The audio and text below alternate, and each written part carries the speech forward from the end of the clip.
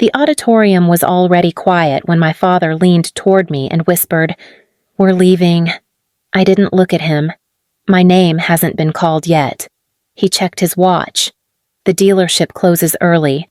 Lila's car is ready. My mother adjusted her coat and said softly, "You can take the bus home."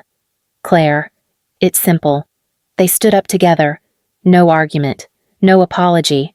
Just two bodies turning away from me seconds before the dean reached the letter W. That was the moment everything ended.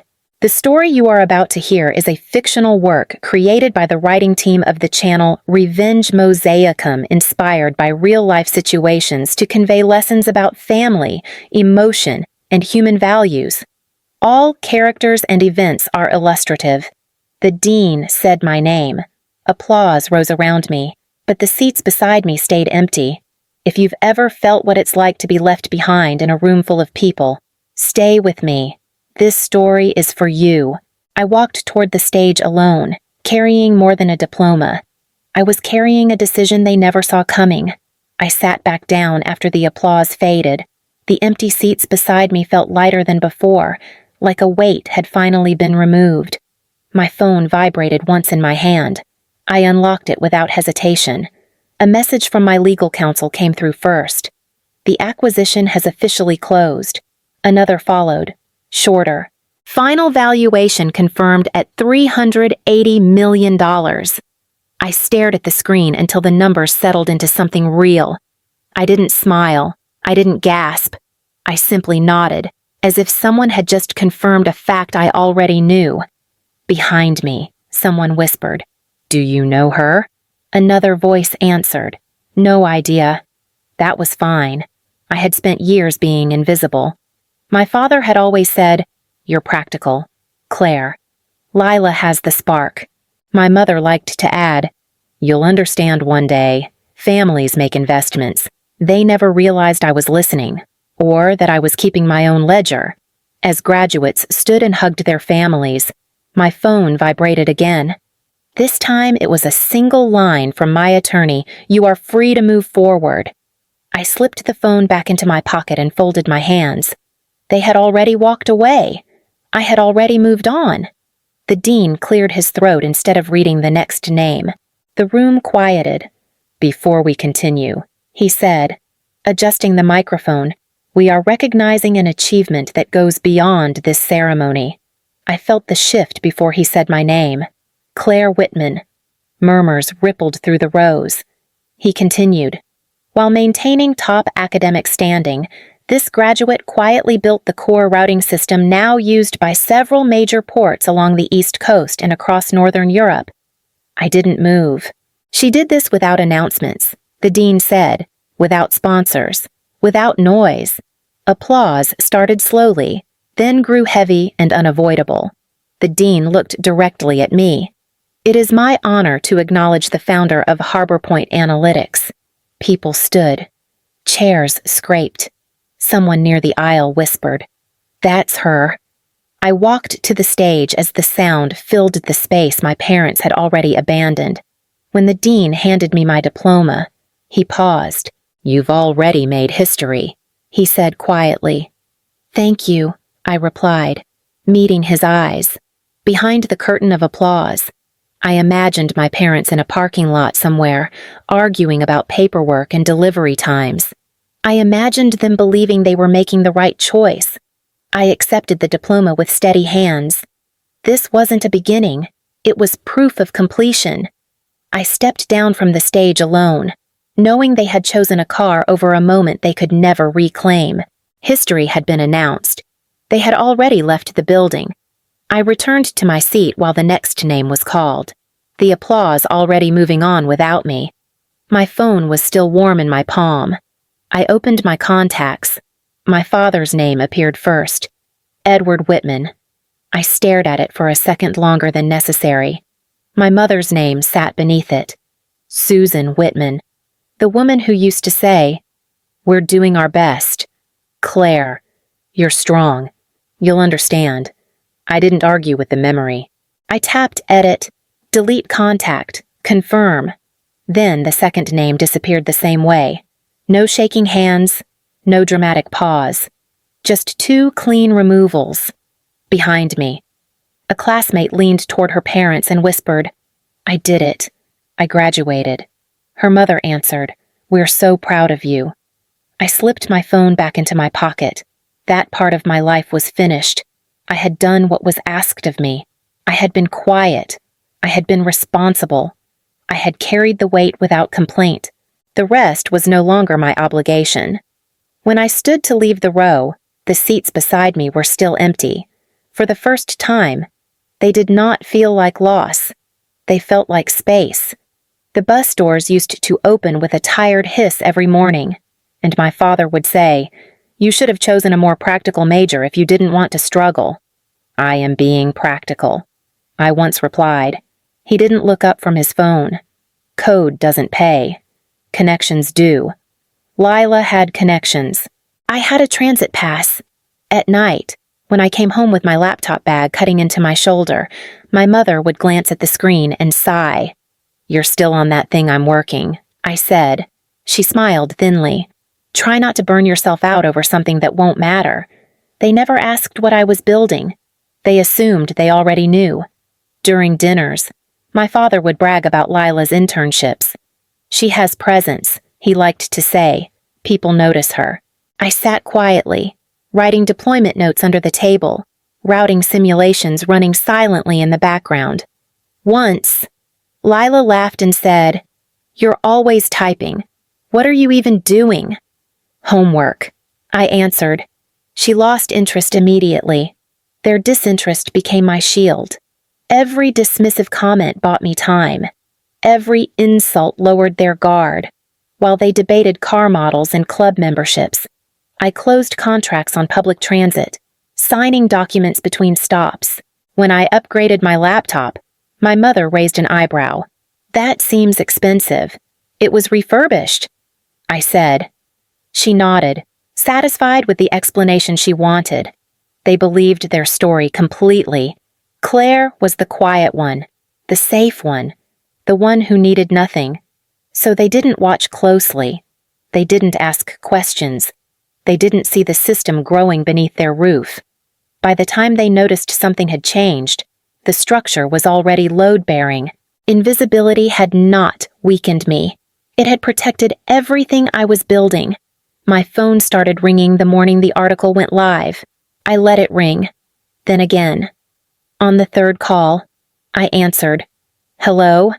My father didn't say my name. "What have you done?" "I graduated," I said. "And I built a company. You lived under our roof." He snapped. "You ate our food. You let us worry while you were sitting on all that money." My mother cut in, breathless. "We thought you were struggling."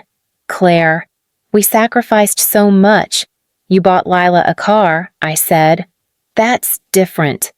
My father replied, "She has a future that needs support." I laughed once, quietly. "So did I." He ignored it. "We need to meet. This isn't something you handle alone. Families don't operate like corporations. They shouldn't operate like banks either," I said. There was a pause. Then his tone shifted, measured. "Lila needs a role. Marketing would suit her. People respond to her." "No," I said. Silence tightened on the line. "You don't understand how this works," he warned. "That money belongs to the family. It belongs to the work," I said. "And I did that alone." My mother tried again. Softer. "Claire, don't make this ugly. You already did," I replied. My father's voice dropped. "If you walk away, there will be consequences." "I'm aware," I said. I ended the call and set the phone down. They hadn't called to congratulate me. They had called to collect, and for the first time, they had found a door that did not open. Michael Rowe didn't waste time on sympathy. "I need your authorization in writing," he said, sliding a folder across the table. "Once we pull your full credit and financial history, there's no unseeing what we find." "Do it," I said. 2 days later, he called me back into his office. His voice was steady, but his eyes were not. "There are accounts you didn't open. he said. They start shortly after your 18th birthday. He turned the screen toward me. Lines of data filled it. 1 home equity line, he continued. 3 revolving credit accounts, and an auto loan. My throat tightened. How much? $210,000, he said. The collateral matches the vehicle registered to your sister. I stared at the screen. That car is in my name. Yes, Michael said. Your father used your personal information. He assumed you wouldn't check. The room felt smaller. There's more, he added. Your company's compliance review flagged this activity. Because you handle regulated port infrastructure, this creates a security concern. What happens now, I asked. A government logistics pilot program worth $90 million is paused, he said. Not canceled. Suspended. Pending resolution. My father hadn't just borrowed money. He had built a shadow life on top of mine. Michael leaned forward. If this goes to federal investigators, charges will follow. Identity theft? Financial fraud? I closed the folder slowly. They didn't see me as a daughter, I said. They saw me as an option. Michael nodded. Then you need to decide how this ends. I looked at my name printed on loans I had never signed. They had taken my silence for consent. That mistake had just become very expensive. They arrived together, as if unity could still protect them. My father walked in first, confident, already speaking. Let's be practical. Claire, we don't need lawyers turning this into a spectacle. My mother followed, hands clasped. We're here to fix this, she said quickly. Families handle things privately. Lila drifted in last, scrolling on her phone. Is this going to take long? She asked. I have plans. I didn't offer them seats. I slid a folder across the table instead. What's this? My father asked. Open it, I said. He flipped through the pages. His face changed with each one. That loan, he said sharply, looking up. That was temporary. It was in my name, I replied. My mother's voice cracked. We meant to pay it back. You didn't. I said. You expanded it. Lila finally looked up. Dad said it was handled. She muttered. My father rounded on her. Stay out of this. No, I said. She should hear it. I leaned forward. The car you drive was funded by debt taken under my identity. That debt paused a government project tied to my company. $90 million is waiting on your signature. My father laughed once, thin and forced. You're exaggerating. My attorney, Michael, spoke calmly. If we submit this packet, federal investigators proceed within days. Silence dropped hard. My mother whispered, Claire, please. I nodded. You have 2 options. We file everything. Or you sign. Michael placed a document in front of them. What is this? My father asked. A full admission, Michael said. You assume the debt. You relinquish any claim to Claire or her work. Permanent separation. Lila stared at the paper. You used her name, she asked my father. He didn't answer. My mother sobbed softly. Sign it, she said. My father's hand shook as he picked up the pen.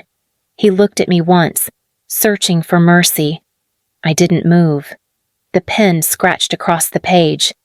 When he finished, I slid one last item toward him. A check. For $3.25, I said. The bus fare home from my graduation. He stared at it, stunned. This clears the account. I continued. We're done. I stood. Please see yourselves out. They left without another word. The room was quiet again. This time, it stayed that way. The car was gone within a week. My mother called once, left a message that said only, We didn't think it would end like this. I didn't return it. Lila found a job at a mall not far from where we used to live. I heard it from a mutual acquaintance who said, She keeps her head down now.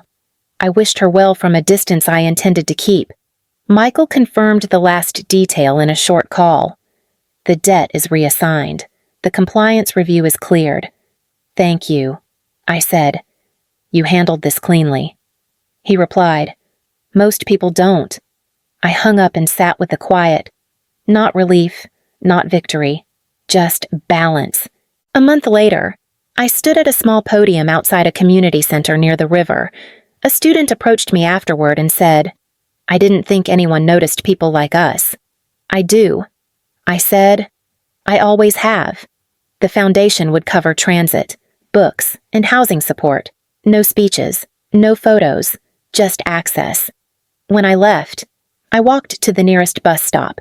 The driver glanced at me and said, Long day productive. I answered. I took a seat by the window and watched the city move past, steady and unremarkable. If this story resonates with you, carry it forward. Share it with someone who needs to hear that silence can be strength, and boundaries can be mercy. The bus pulled away from the curb.